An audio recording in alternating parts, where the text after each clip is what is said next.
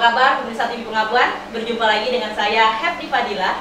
Namun kali ini dalam program yang berbeda, karena TV Pengabuan punya program baru nih, Ngopi, Ngobrol Inspirasi. Nah, karena sekarang kita masih suasana Hari Kartini nih ya. Dan pada hari ini kita kedatangan narasumber yang luar biasa sekali. Ada 5 perempuan-perempuan hebat Tanjung Barat nih, ya, di depan kita. Nah, pada Ngopi, Ngobrol Inspirasi kali ini kita mengangkat tema Jadilah Perempuan Berperan, Bukan Perempuan Baperan. Nah, namun sebelum kita mulai ya ngobrol-ngobrol ya, Mbak cantik ini ya kan, kita tentunya harus saling kenal dulu kan. Mungkin ada yang belum kenal gitu kan. Jadi tak kenal makanya tak sayang gitu kan. Biar saling sayang kita kenalan dulu gitu. Mungkin dari kakak kita yang paling ujung ya, yang pakai kacamata, terlihat aduh berseri-seri malam ini ya, walaupun sudah malam gitu kan. Ini ada Kak Wiji dari Forum Genre. Nah, mungkin dari Kak Wiji juga bisa diperkenalkan apa sih itu Forum Genre, singkat aja gitu. Terima kasih Kak Eti. Halo semuanya teman-teman, perkenalkan nama aku Wiji Lasari. Teman-teman bisa panggil aku Wiji. Alhamdulillah aku diamanahkan sebagai Ketua Forum Genre periode 2021-2023. Nah, cukup lama nih Kak, 3 tahun ya. Mengenai Forum Genre teman-teman, jadi genre ini adalah generasi berencana. Nah, sasarannya itu adalah remaja yang usianya tuh Kak dari 10 sampai 24 tahun. Terus orang tua yang punya remaja. Setelah itu masyarakat yang peduli sama remaja seperti kita nih kan. Gitu. Masih remaja ya Kak? Masih. Oke. Nah, jadi di sini Kak, biasanya Forum Genre itu dia di dalam salonnya begini ya. Oh, jadi kita di sini juga. Iya. Ya kita lihat kamera ya. Oke. Genre ya. Sip. Nah, kenapa begini Kak? Jadi ini ya. Nah itu kan zero ya. Zero kan 3 perilaku yang beresiko banget buat remaja. Terus Tanjung Barat, Tanjung Barat ya. Yang pertama itu adalah pernikahan dini. Terus yang kedua adalah seks bebas, dan yang ketiga itu adalah narkoba. Nah, jadi kita harapin dengan adanya Forum Genre di Tanjung Barat ini kita bisa menekan nih 3 perilaku beresiko bagi remaja di Tanjung Barat. Oke, bagi seperti di mantap hebat itu pergerakannya tentang remaja gitu ya. Remaja. Mantap sekali ya. Oke, kita lanjut ke sebelah aja langsung ya. Yang pakai kacamata juga nih ya. Ya langsung aja ke Kak Misna dari Koper. Baiklah, Koper, komunitas peduli perempuan yang disingkat dengan Koper. Alhamdulillah Koper baru beranjak 1 tahun bulan Maret tadi, tepatnya tanggal 10 Maret. Oh, 1 tahun ya. Jadi kami komunitas peduli perempuan menaungi perempuan-perempuan yang ada di Kabupaten Tanjung Barat. Dan kami tidak hanya mahasiswa, komunitas kami ini terbuka luas untuk perempuan-perempuan yang mau berbagi dan peduli. Tapi fokusnya ke perempuan. Ya, perempuannya misalnya bidang apa gitu tidak? Tidak, masuk semua perempuan sih. Misalnya dia memang tidak sekolah, kami ajak berbagi gitu, peduli. Karena sesuai dengan nama kami, komunitas peduli perempuan. Jadi kami peduli dan berbagi. Luar biasa, kita para perempuan hebat ya. Oke, mungkin langsung aja kita ya. Jadi yang dari tadi senyum-senyum gitu ya. Kirain yang kita bajunya Kak. Tapi mukanya seri. Oke, langsung ke Kak Medina. Ini dari founder Special Trainer ya. Special Trainer. Iya. Oke. Selamat salam sehat aja buat teman-teman semua. Perkenalkan aku Dina dari Special Trainer. Kalau Special Trainer sendiri itu kita bergerak di bidang pemberdayaan teman-teman disabilitas. Mulainya udah dari 2016, jadi partnernya dulu KSLB, tapi alhamdulillah sekarang ada rumah pemberdayaan di Paling 2, itu di depan perumahan Permata Hijau 2. Jadi di situ kita memfasilitasi teman-teman difabel. Kalau saat ini yang aktif ya ada bikin workshop batik di lantai 2, terus di bawah kita mau buka coffee shop, dan yang selanjutnya itu ada kayak workshop handicraft sama juga bikin jahit gitu, jasa jahit. Nah, so far sih ya alhamdulillah target kita sebenarnya pengen memandirikan teman-teman disabilitas, tapi tentu prosesnya masih panjang, dan so far teman-teman sebagian jadi pasca sekolah mereka setidaknya terfasilitasi di wadah yang akan didirikan. Luar biasa ya. Karena memang jarang sekali orang yang peduli dengan teman-teman kita yang disabel gitu kan. Dan kebanyakan dari mereka juga perempuan ya, yang paling aktif, yang paling usia seperti itu perempuan. Luar biasa sekali perempuan-perempuan Tanjung Barat. Jadi masyarakat Tanjung Barat harus bangga karena punya perempuan-perempuan hebat seperti yang sebelah kiri saya ini. Aduh, luar biasa. Oke, kita lanjut ke seterusnya ya, samping Kak Medina. Wah, yang tidak kalah cantik ini ya. Ini ada dari Kohati Tanjung Barat, Rani. Ya. Mungkin bisa diperkenalkan sedikit kepada masyarakat gitu, apa sih Kohati itu? Gitu. Terima kasih sebelumnya untuk Kak Efni yang telah mengundang kami semua di sini. Sebelumnya, Assalamualaikum warahmatullahi wabarakatuh. Waalaikumsalam warahmatullahi wabarakatuh. Perkenalkan, nama saya Rani Anugrah Kilautan YZ yang alhamdulillah baru saja lulus kuliah. Selamat tahun ini. Sukses. Nah, di sini saya tuh kebetulan menjabat sebagai sekretaris umum Kohati, yang mana mungkin sebagian masih banyak yang belum tahu Kohati itu apa. Kohati itu adalah kepanjangannya Korps HMI Wati, yang mana menaungi para HMI Wati untuk lebih mengembangkan potensi yang ada di dalam dirinya. Kalau misalnya ditanya Kohati itu apa sih, kenapa ada HMI-nya? Karena Kohati ini juga menjadi salah satu wadah atau organisasi yang juga ikut serta dalam mendukung cita-cita HMI. Luar biasa, luar biasa. Berarti ini lingkup mahasiswa ya? Benar Lingkup sekali. mahasiswa. Oke, kita lanjut ke kakak yang terakhir nih ya, dari narasumber malam hari ini, yang kelima. Yang udah saya silau dengan kecantikan kayaknya. Oke, langsung saja Devi. Beliau merupakan mahasiswa S2 UGM. Oke, Devi, mungkin sedikit perkenalan tentang Devi, sudah tahun berapa kuliah gitu? Ya. Baiklah, sebelumnya Assalamualaikum warahmatullahi wabarakatuh. Waalaikumsalam. Sebelumnya saya ucapkan selamat Hari Kartini bagi para Kartini di Indonesia. Tentunya di sini saya memperkenalkan diri, saya Devi Paramita, biasa saya dipanggil Devi. Kebetulan juga saat ini saya merupakan salah satu MBA student yang berada di semester 3 di Universitas Gadjah Mada, atau biasa kita kenal itu UGM. Kalau untuk saat ini, kebetulan karena kuliah sedang online juga ya, jadi aktivitas saya selama masa pandemi ini, saya ikut di berbagai organisasi juga. Nah, iya. Jadi kebetulan saya juga salah satu bendara umum di salah satu saya partai, dan kemudian juga sering menaungi berbagai kegiatan sosial yang alhamdulillah dari tahun sebelumnya, pertengahan tahun hingga hari ini rutin menjalankan kegiatan-kegiatan sosial yang tentunya peduli terhadap masyarakat di sekitar. Luar biasa. Iya, Berarti begitu. selain sibuk kuliah, Kak Devi ini juga aktif di berbagai organisasi gitu ya. Luar Iya, biasa. sejauh ini. Oke, karena kita kan suasananya ini lagi Kartini gitu kan, Iya. peringatan Hari Kartini 21 April kemarin gitu kan. Nah, jadi sesuai tema kita juga tentang perempuan hari ini, tapi kita mau mengulas dulu nih tentang Kartini. Nah, coba kalau untuk tentang Kartini, saya mau saya mau bertanya ke inilah ya, Mbak Wiji dulu lah. Mbak Wiji, kalau menurut Mbak Wiji nih, apa saja sih yang dikenang dari sosok Kartini? Tadi adalah sosok yang tetap pantang menyerah, tangguh ya, berani. Iya. Dia seorang perempuan yang membela atau memperjuangkan hak perempuan, gitu kan. Dari berbagai bidang, mulai dari pendidikan gitu.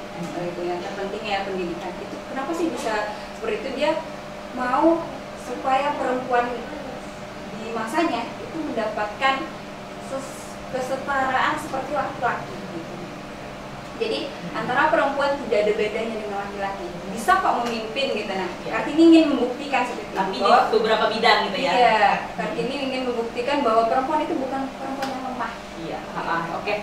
Berarti memang Kartini memperjuangkan ini ya, emansipasi perempuan. Cuman Iya. kan sama setara tapi tidak sama. iya tidak mesti sama gitu kan ya. Oke. Tadi juga kita dengar bahwa memang kita ketahui bersama bahwa dari sejarah kita belajar ya, sejarah dari mungkin dari SD kita sudah belajar tentang sejarah Kartini gitu kan. Memang ada sosok perempuan yang memperjuangkan emansipasi perempuan gitu. Nah, mengenai emansipasi nih. Saya mau mau minta pendapat dari siapa ya? Dari Rani lah, dari Rani. Apa sih makna emansipasi perempuan? Kalau menurut Rani nih? Ya, baik, terima kasih pertanyaannya. Mungkin sebelumnya saya ingin sedikit menanggapi. Oh, boleh. Lebih dari pertanyaan pertama, yaitu siapa sih sosok Kartini ini? Kenapa sih kita setiap tahun diharuskan untuk memperingati Hari Kartini, yang mana Kartini merupakan satu-satunya pahlawan nasional yang diperingati hari ulang tahunnya. Bahkan ya kan, Presiden Soekarno saja tidak diperingati gitu ulang tahunnya. Kenapa sih sosok Kartini ini diperingati? Apa sih istimewanya gitu ya? Istimewanya sampai kita ngomongin dikumpulkan gini ngomongin Kartini ya kan, Kartini. ya kan? Jadi dari apa yang telah saya pelajari, mungkin kalau kita lihat filmnya kan udah ada 2017 yang mungkin bisa memberi sedikit gambaran pada kita terhadap bagaimana sih perjuangan Kartini di zamannya gitu. Dan juga jika dilihat tulisan-tulisannya, dari apa yang saya simpulkan bahwa Kartini ini bukan hanya merupakan sosok pejuang dari emansipasi perempuan, tetapi juga sosok pejuang dari hak asasi manusia. Nah, mungkin itu tidak semuanya ketahui gitu kan, karena kan terkenalnya itu hanya memperjuangkan emansipasi perempuan. Padahal itu tuh beliau juga memperjuangkan hak asasi manusia gitu. Jadi yang pertanyaan kedua tadi apa makna emansipasi perempuan? Emansipasi perempuan. Kita lebih ngomongnya perempuan ya, Iya. bukan wanita. Iya. Itu ada alasannya kan? Iya, karena perempuan dan wanita kan beda pengertian gitu kan. Mungkin seperti yang kita ketahui nih, Iya. pengertian dari perempuan dan wanita itu ada sedikit perbedaan. Kalau kata wanita ini diambil dari bahasa Jawa ya kayaknya, wani ditata atau berani ditata gitu. Sedangkan kata perempuan itu diambil dari kata pet, empu, dan an, yang mana kata bakunya itu adalah empu, yaitu mampu. Jadi perempuan itu diharapkan untuk mampu berdiri di kakinya sendiri gitu. Maka dari itu kebanyakan aktivis-aktivis perempuan lebih banyak menggunakan kata perempuan daripada kata wanita gitu. Jadi emansipasi perempuan sendiri memiliki artian bahwa sebuah gerakan yang mengupayakan tentang kebebasan berpikir dan pengembangan dari dalam diri perempuan sendiri. Jadi emansipasi perempuan ini merupakan sebuah gerakan yang memperjuangkan tentang kebebasan berpikir dan juga pengembangan dari dalam diri perempuan tersebut. Dan juga gerakan ini memperjuangkan hak-hak, kesetaraan hak-hak yang harus didapati oleh baik wanita maupun laki-laki. Oke. Berarti intinya adalah kesetaraan hak-haknya. Betul. Tapi saya melihat dari pengertian ini sendiri yang disampaikan juga sama Rani, bahwa emansipasi adalah kesetaraan hak-hak. Nah, tetapi kita pernah juga dengar ungkapan dari Kartini sendiri bahwa mengatakan bahwa setara itu tidak mesti sama gitu kan. Nah, kalau apa sih tanggapan dari Kak Misna nih terkait setara tak mesti sama ya? Tidak perlu sama, tidak sama gitu. Berbicara setara dan Iya. tidak sama tadi itu kembali lagi ke peran kita sebagai perempuan. Setaranya di mana dan tidak samanya di mana. Ya. Contohnya seperti apa misalnya kalau di Kalau kehidupan berbicara hari-hari ya? setara kan kita sebagai perempuan kita bisa bekerja kayak seperti laki-laki juga bisa. Dan berbicara tidak setaranya, kita mungkin ada hal-hal yang laki-laki lakukan cuman kita tidak bisa lakukan, dan kebalikannya juga ada perempuan yang bisa dilakukan dan ada laki-laki yang tidak bisa melakukan itu gitu kan. Dan itu yaitulah kodrat perempuan. Mungkin dari Kak Medi ini mau menambahkan terkait dengan statement tadi gitu. Ya, kalau bicara soal kesetaraan ini kan sebenarnya secara historis itu kan Kartini itu sebenarnya kalau dari sosok pertama dia keturunan Ningrat, itu penting kan. Kemudian dia itu kan kakeknya kalau nggak salah juga kepala daerah pertama Jepara. Jadi sebenarnya kalau zaman sekarang ini kayak orang bilang privilege, ya kan privilege. Meskipun ketika dia tahu kakak-kakak laki-lakinya udah bisa ke sekolah, kemudian dia request pengen sekolah. Kemudian meskipun waktu itu masih ada hambatan dari kakak-kakak laki-lakinya, tidak seperti kakak laki-lakinya gitu. Tapi dengan keinginan Kartini kemudian ingin sekolah, akhirnya melahirkan perempuan-perempuan lain, oke wajibnya sekolah gitu, karena dia butuh baca tulis, dia butuh literasi. Akhirnya si Kartini akhirnya juga sampai sekarang pemikirannya itu meramalkan bagaimana perempuan hari ini gitu. Karena kan sosok Kartini sendiri ini sangat identik dengan isu pendidikan, kemudian dengan isu keadilan. Karena kalau bicara zaman sekarang aja itu masih tinggi patriarkis, budaya patriarkis, bagaimana perempuan itu selalu berada di subordinat. Nah, Kartini di masa kecilnya, di masa itu udah paham bahwa ketimpangan peran, ketimpangan ruang bagi perempuan itu sudah jauh ketinggalan dari laki-laki. Nah, ini yang udah diperjuangkan ratusan tahun sejak ia melakukan perjuangan pertama kali sampai hari ini para perempuan masih berjuang soal itu. Dengan di mana hari ini misalkan perempuan mau ke sekolah tinggi gitu, kemudian dinyinyirin, kok mau sekolah tinggi sih gitu, kemudian mau pilih karir, kenapa sih kerja mulu gitu, ketika ia milih peran-peran kuadratis, jadi ibu, jadi istri, kemudian harus berdaya dong, harus punya karir dong. Ini kan ada ketimpangan cara berpikir ya. Karena apa? Karena budaya patriarkis tadi. Nah, gimana cara kita memakan kesamaan hak? Ini sebenarnya bukan ingin menyamakan peran laki-laki, bukan ingin bahkan melebihi peran laki-laki, itu bukan. Bagaimana sebenarnya perempuan-perempuan ini ingin punya ruang-ruang yang setara, ruang-ruang yang seimbang. Dimana kita sebagai perempuan itu ya harusnya tidak ada pembatasan ya, tidak ada juga dinyinyirin tadi lah. Nah, itu sih mungkin makna kesetaraan yang hari ini, bagaimana kemudian perempuan itu bisa melibatkan diri dia di multi peran tadi, dan kita juga tidak lagi terbebani sama nyinyiran-nyinyiran kenapa perempuan harusnya perempuan begini, harusnya perempuan begini, karena itu gitu ya. Sangat ini kan sangat membebani gitu. Akhirnya jadinya yaudahlah ngapain sih tinggi-tinggi sekolah, akhirnya pernikahan dini, akhirnya juga punya karir segala macam. Akhirnya kita juga berada di subordinat dulu gitu, selalu menjadi kelas kedua setelah laki-laki. Mungkin sedikit kan dari yang dipertanyakan tadi ya, Kartini pernah juga bilang gitu kan bahwa setara belum tentu sama. Mungkin maksud yang ingin disampaikannya itu adalah kita tuh perempuan ini tidak mengharapkan selalu harus sama gitu, karena sama tuh belum tentu adil juga kan. Nah, jadi yang kami inginkan itu mungkin yang ingin kita lah ya. Iya, kan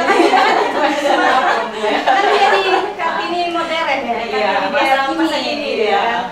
Jadi yang kita inginkan itu adalah mendapatkan kesempatan yang sama dengan apa yang laki-laki juga punya gitu. Jadi kalau laki-laki boleh itu, kita juga boleh. Kenapa kita harus, kalau laki-laki gini boleh, kita nggak boleh gitu, kita diri. Itu mungkin yang dimaksud. Iya. Itu tadi dari Kak Medina juga tadi menyampaikan bahwa sekarang paham-paham patriarki juga masih tinggi gitu ya. Tapi kalau menurut Devi nih, bagaimana sih Devi memandang emansipasi di zaman modern saat ini gitu? Nah, kalau misalnya kita lihat emansipasi di zaman modern, tentu kita kelas balik ya ke emansipasi wanita di zaman dulu itu gimana? Udah ada apa belum nih? Nah, jadi kalau dilihat kelas balik di abad 19, saat itu emansipasi sebenarnya sudah ada. Nah, tetapi memang saat itu melalui Ibu Era Kartini, beliau memang memberikan sebuah kemajuan atas kebebasan terhadap perbudakan, terhadap yang berkaitan dengan perempuan, kemudian juga kebebasan terhadap pendidikan, bahwa perempuan juga harus punya pendidikan, nggak hanya laki-laki aja. Nah, zaman pun terus maju, dari zaman abad 19 ke abad 20 itu sudah lebih maju lagi emansipasi ini, tetapi yang banyak dilihat emansipasi yang telah dilakukan berbagai perempuan di Indonesia khususnya itu untuk mencari popularitas awalnya. Nah, memang di mana-mana pun bukan hanya perempuan saja, tapi setiap orang pun kadang memang butuh validasi lah. Melalui emansipasi, melalui gembor-gembornya emansipasi wanita memberikan popularitas, akhirnya menuju ke diri sendiri. Nah, kalau kita lihat di era modern saat ini, ke abad 21 saat ini, sudah mulai nih adanya empati, adanya kepedulian. Nah, dari situ para perempuan-perempuan di sini yang memiliki emansipasi tadi, yang mulai menunjukkan emansipasinya dan juga bermanfaat untuk orang banyak, sosial dan lingkungan. Nah, tentu dari abad 19 ke 20, kemudian abad ke 21 tentu sudah jauh berkembang emansipasi pada saat ini. Oke. Tapi kayaknya tidak semua lah untuk menjadi popularitas kayaknya. Kalau Oke, seperti Kartini kita kan juga tentu punya empati untuk banyak perempuan gitu. Kalau apa yang disampaikan oleh Devi tadi, kalau menurut Mista bagaimana gitu? Kami di komunitas peduli perempuan sangat setuju dengan apa yang disampaikan dengan kakak tadi itu, bahwa kita tuh harus mengembangkan apa kemampuan kita sebagai perempuan. Selain itu juga kita harus sadar kita itu di mana gitu, menyadari karakter kita seperti kayak mana, dan kita bisa mengontrol untuk kedepannya kayak mana sih perempuan tuh harus kayak mana sih. Apalagi di era modern sekarang ini kan banyak apa yang dilakukan laki-laki kita bisa melakukan juga. Seperti diskusi kan tidak hanya laki-laki tuh, perempuan kita terbuka luas untuk diskusi, membahas tentang isu-isu perempuan, dan kita sebagai perempuan dah diundang di sini. Semoga kita memberikan pengembangan yang cukup luas untuk daerah kita gitu lah. Kayak mana sih harusnya perempuan? Iya. Oke. Kita masih balik lagi nih ke tema kita nih. Tadi tema kita adalah jadilah perempuan berperan, bukan perempuan yang baperan. Siapa nih yang baper, suka baper? Bisa sih Kak. Sensitif ya, kalau nggak melo gitu ya, masih keras sedikit baper gitu. Atau kalau nonton drakor baper itu beda lagi ya? Baper juga, tapi beda konteks ya. Ya kalau Naruli ya. Oke. Kita masuk ke tema kita, jadilah perempuan yang berperan. Nah, kalau menurut Rani, perempuan yang berperan itu perempuan yang seperti apa gitu? Nah, kalau kita lihat dari peran perempuan di masyarakat ini ada beberapa peran ya. Yang pertama tuh perempuan tuh berperan sebagai anak dari kecil ya. Lalu selanjutnya berubah pula peran menjadi bertambah, bukan berubah ya, karena anak pasti tetap menjadi anak. Bertambah pula peran menjadi istri, bertambah peran menjadi ibu, selanjutnya menjadi anggota masyarakat. Jadi perempuan itu dituntut untuk multitasking ya. Kalau kita lihat perempuan itu dituntut untuk harus bisa menjalankan peran gandanya semaksimal mungkin gitu kan. Karena itu dianggap merupakan kodrat perempuan. Jadi kalau misalnya nih kita ngomong, kalau misalnya aku nikah boleh dah jadi wanita karir gitu kan, pasti kebanyakan mungkin ada jawabannya boleh, tapi atau asalkan, nah pasti ada itunya nih, asalkan ada batasan gitu ya. Boleh, asalkan di rumah harus juga dijaga, anak harus juga dijaga gitu kan. Padahal kan hal-hal tersebut yang dianggap sebagai kodratnya perempuan bukanlah kodrat sebenarnya kita gitu kan. Yang kita ketahui hal tersebut juga bisa dilakukan oleh laki-laki, karena kata kodrat sendiri di sini dapat dimaknai oleh hanya bisa dilakukan oleh satu kelompok dan tidak bisa dilakukan oleh kelompok lain. Kalau masalah menjaga rumah, menjaga anak dan lain-lain itu kan laki-laki juga bisa sebenarnya melakukannya kan. Nah, ini nanti kalau saya ngomong kayak gini dibilang benci lagi. Saya agak speak up sedikit tentang feminis, keresahan iya, dibilang sendiri lah gitu ya. Dibilang itu curhat boleh juga lah. Tapi kan padahal hal-hal inilah, pemikiran-pemikiran seperti inilah yang sedikit-sedikit harus kita rubah, karena kodrat perempuan sebenarnya itu hanyalah 4. Pertama, menstruasi, kedua yang kedua mengandung, yang ketiga melahirkan, selanjutnya menyusui. Nah, inilah kodrat perempuan yang sebenarnya yang tidak bisa tentunya dilakukan oleh laki-laki, yang begitu maksud saya. Tapi saya mau ini sedikit lah lagi dapat dari Kak Medina nih. Perempuan berperan itu sebenarnya perempuan yang bisa memberikan apa gitu ya? Sebenarnya menarik ya tadi si Rani ini menyinggung soal peran kodrat, di mana perempuan ini perannya ganda. Kemudian itu kan pekerjaan domestik selalu dianggap, itu tadi kaitannya dengan budaya patriarkis tadi. Akhirnya pekerjaan-pekerjaan rumah seperti menyapu, menyuci, buat makanan, semua segala macam itu tidak ada nilainya gitu. Nah, ini impactnya itu sampai hari ini tuh akan kerasa. Teman-teman kebayang nggak TKW atau TKI itu yang kerjanya sebagai asisten rumah tangga, kenapa mereka punya penghasilan yang rendah? Karena kita tidak pernah menghargai peran-peran perempuan di ranah domestik. Karena dari dulu, dari zamannya perempuan mungkin sudah dilibatkan peran yang besar di keluarga, itu tidak pernah dihargai. Nah, makanya penting sekali buat para perempuan hari ini, kalau hashtagnya, kalau teman-teman ikutin, itu kan ada perkawinan setara. Bagaimana peran-peran domestik di dalam keluarga itu bukan sepenuhnya tanggung jawab perempuan, karena laki-laki juga bisa ngurus anaknya, laki-laki juga bertanggung jawab dengan kebersihan rumah, karena agar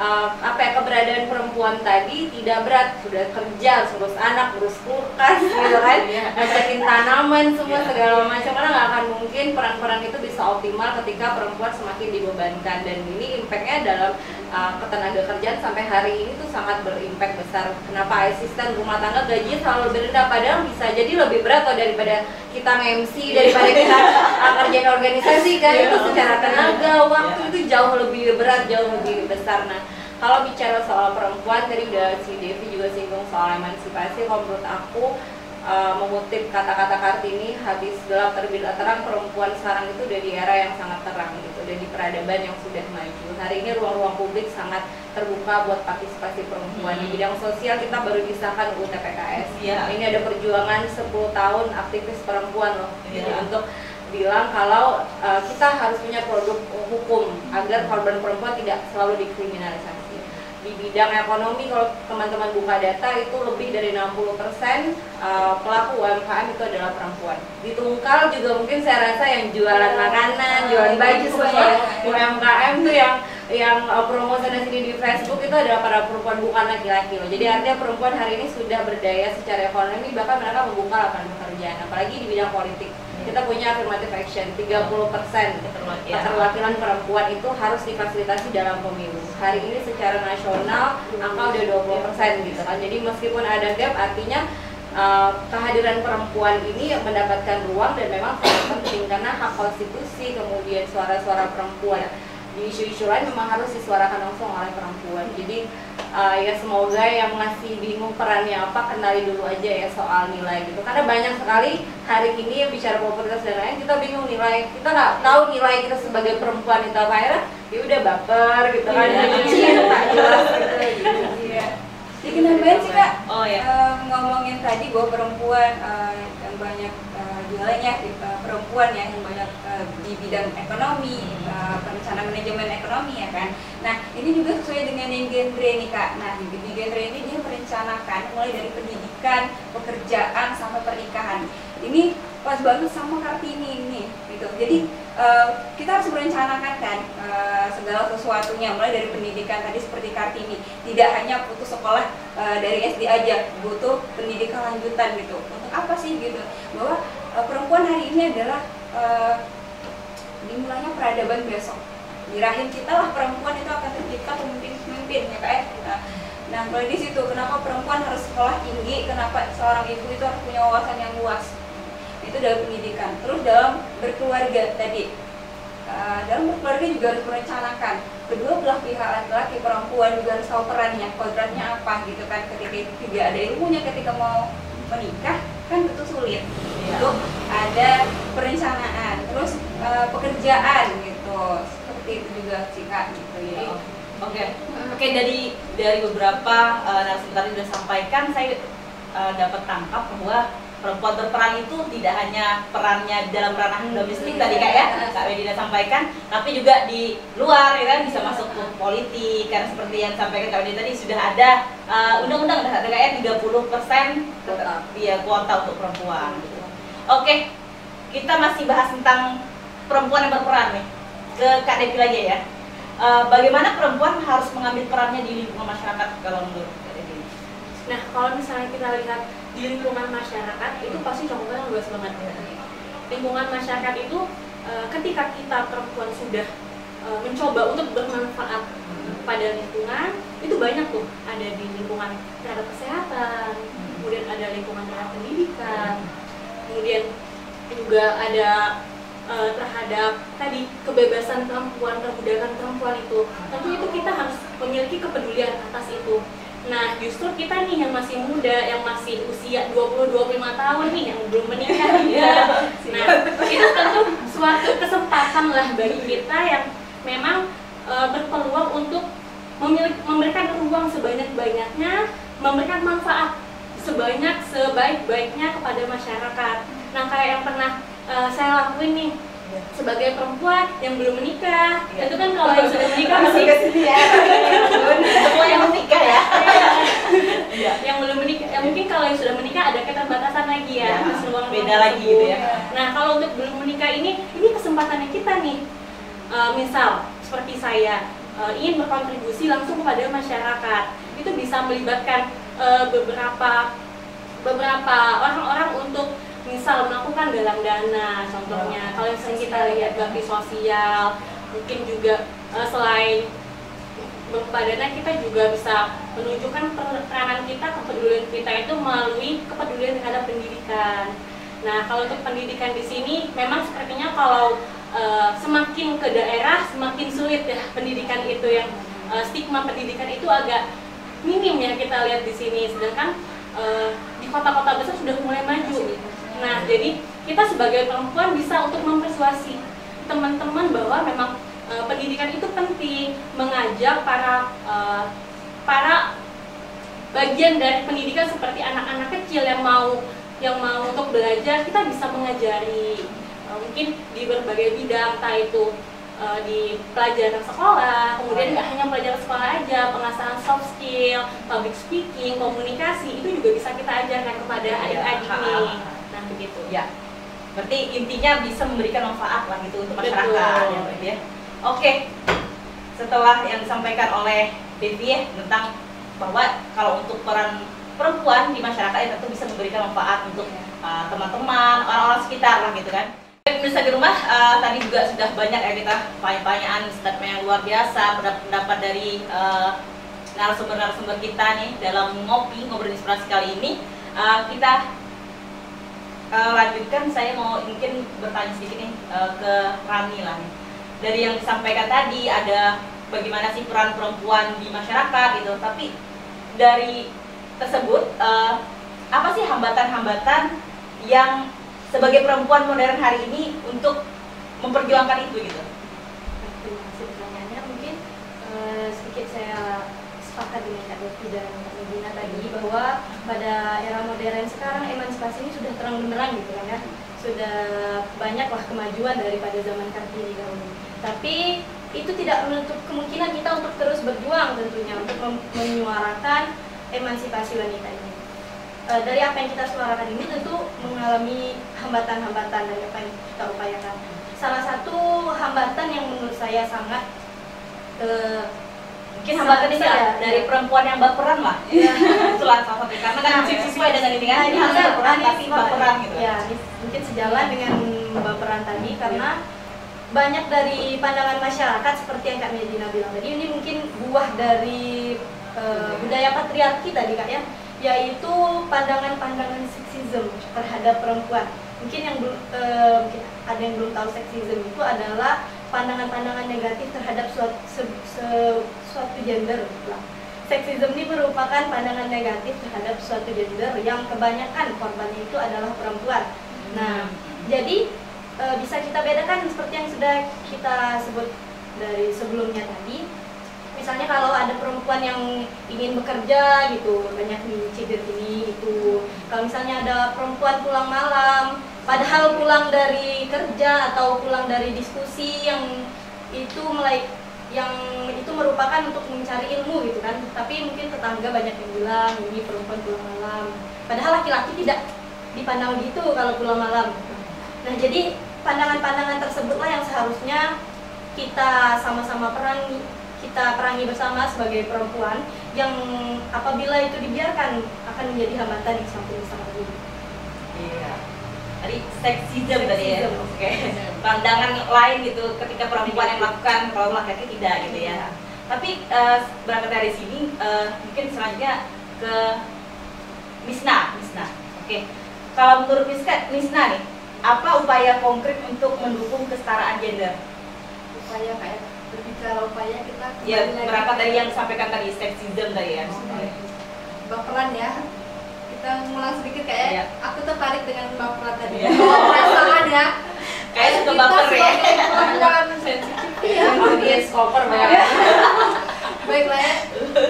Memang baperan ini adalah memang kodratnya perempuan, sudah dikaruniai Allah, itu memang menggunakan perasaan. Beda dengan Sensitif ya, laki-laki peka gitu ya. yang menggunakan logika ya. Kayak Jadi bayi gitu. aku pernah mengalami baper, sebab bapernya jatuh memang saja jatuhnya, cuma aku tahu kembalinya kemana. Kita sebagai perempuan itu yang kita harus ingat. Boleh kita menangis, boleh kita jatuh, cuma kita kembali lagi. seperti semula gitu. Nah, boleh kita melakukan sesuatunya dimanapun gitu. Nah, dalam psikologi kan udah dijelasin tuh ada permasalahan.